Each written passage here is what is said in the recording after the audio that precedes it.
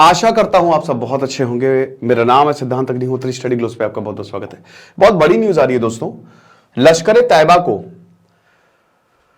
आतंकी संगठन घोषित कर दिया गया है। किसके द्वारा? इजराइल द्वारा।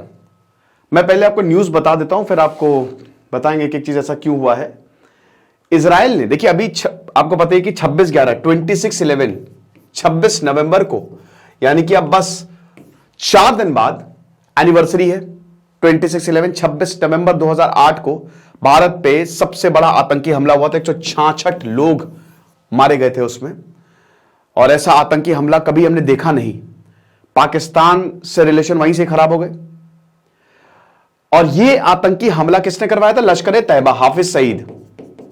10 आतंकी आए थे, बात करेंगे इसके। ऑपरेशन ब्लैक टॉर्नेडो चलाया गया था।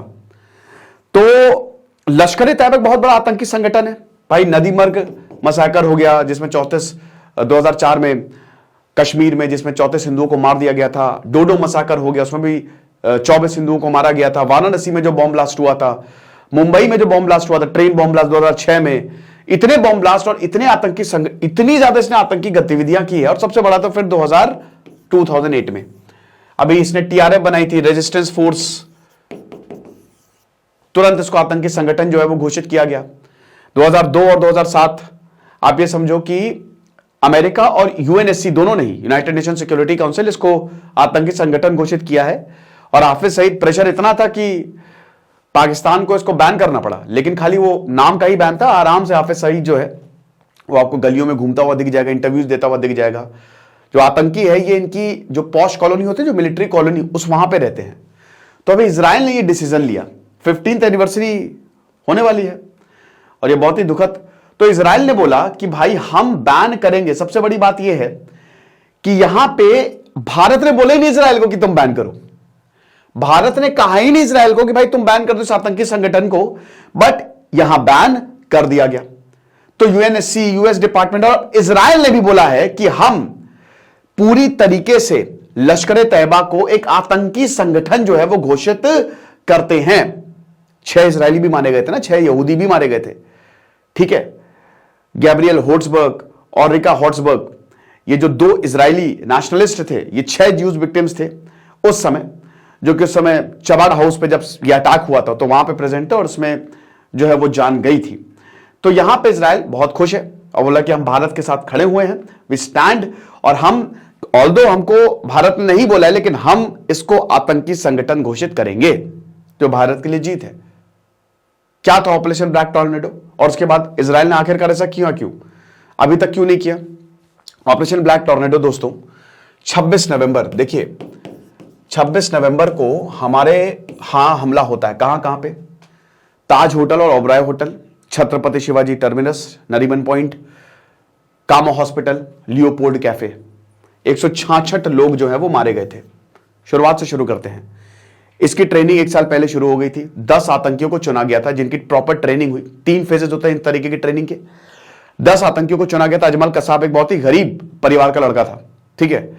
और बड़ा इसको जब भेजा जा रहा था यहां पे, तो खूब ढोल नगाड़े इसके घर पे आए थे। और एक चाय की दुकान पे काम करता था और बोला कि यहां आतंकी है कि काम करोगे हमारे लिए। उसको कुछ पता ही नहीं, बट ब्रेन वॉश करके भेज दिया गया 10 को।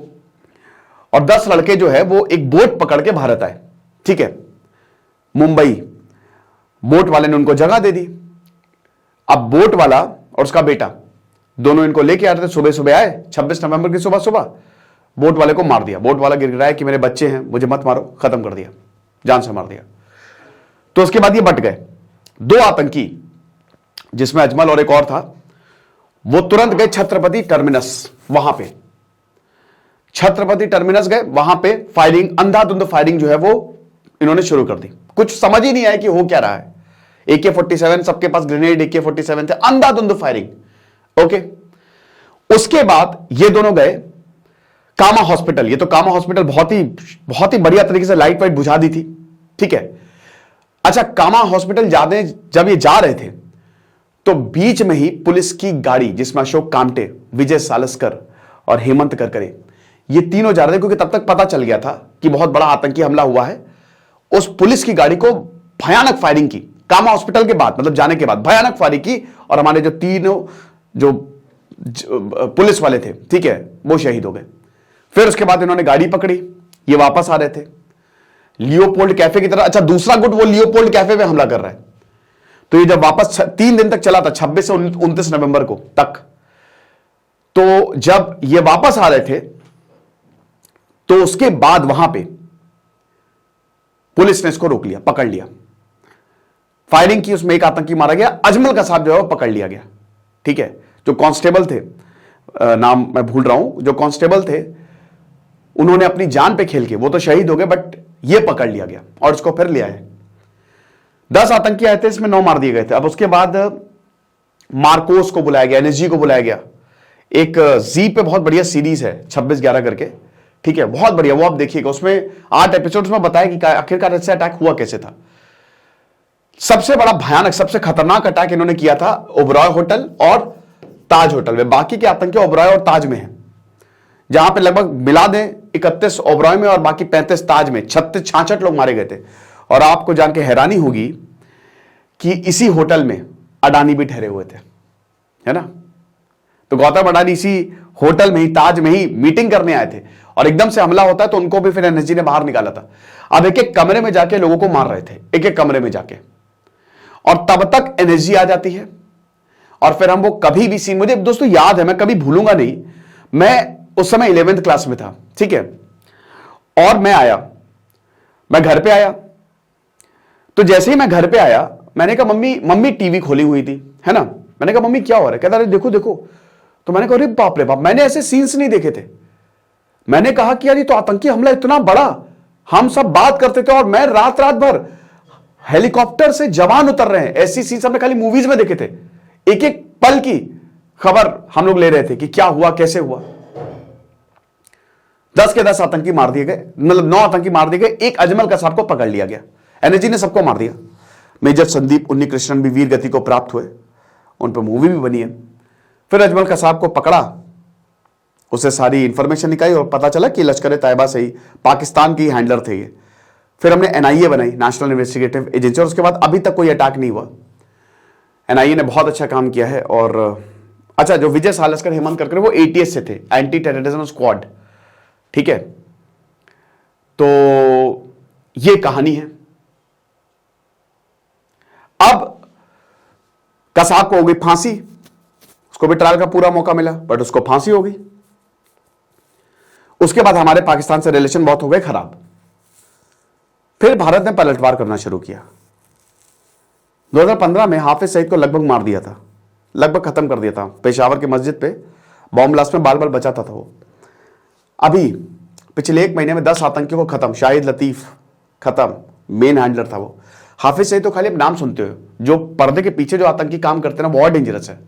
भारत उनको टारगेट कर रहा है, भारत नहीं, मतलब बहुत लोग, हो सकता है भारत टारगेट कर रहा हो सकता है उनकी, क्योंकि इसमें देखिए एक ये हो रहा है कि शायद भारत रॉ नहीं तो माइट बी पॉसिबल कि आईएसआई, क्योंकि अगर काम हो जाता है किसी भी आतंकी का तो आईएसआई खत्म कर देती है। फिर तीसरा गुट, जो ये ग्रुपिज्म हो रहा है ना, वहां पे जो आतंकी, जो बहुत इतने सारे आतंकी हो गए वहां पे, इतने ग्रुप्स हो गए कि आपस में गैंग वॉर चली हुई है। लेकिन जो भी है, अच्छा आतंकी मर रहा है, बहुत बढ़िया है। तो अब 26 नवंबर को इसकी एनिवर्सरी जो है वो होने वाली है, और उससे ठीक पहले इजराइल ने यह कदम किया। अच्छा, इजराइल ने ऐसा ये कदम क्यों किया? क्योंकि वो इंडिया से सपोर्ट चाहता है। इजराइल ने इंडिया को बोला था कि अब गाजा को आतंकी संगठन घोषित करो। भारत ने अभी तक गाजा कह रहा हूं, हमास को आतंकी संगठन घोषित करो, और भारत ने अभी तक ऐसा नहीं किया है।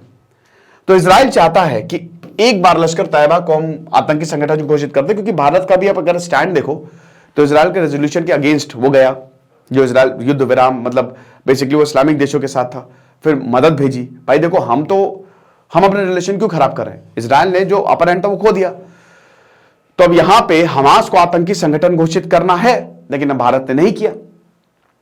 तो मुझे लगता है कि शायद उनको लग रहा है कि लश्कर तैयबा को अगर डेफिनेटली इससे भारत प्रो इजराइल हो जाए, और ज्यादा प्रो इजराइल हो जाए, तो ये कदम शायद इसलिए होगा। बट जो भी है, भारत के लिए बहुत बड़ी जीत है, क्योंकि इजराइल एक तगड़ा देश है, और अगर वो आतंकी संगठन लश्कर तैयबा को घोषित कर रहा है तो हमारे लिए तो बहुत बढ़िया है। पाकिस्तान से अभी तक सारे सबूत पाकिस्तान को सौंपे गए हैं, लेकिन पाकिस्तान की तरफ से अभी तक कोई भी कार्रवाई नहीं हुई है। तो ये लेक्चर था, बाकी जो भी होगा मैं आपको बताऊंगा। Thank you so much.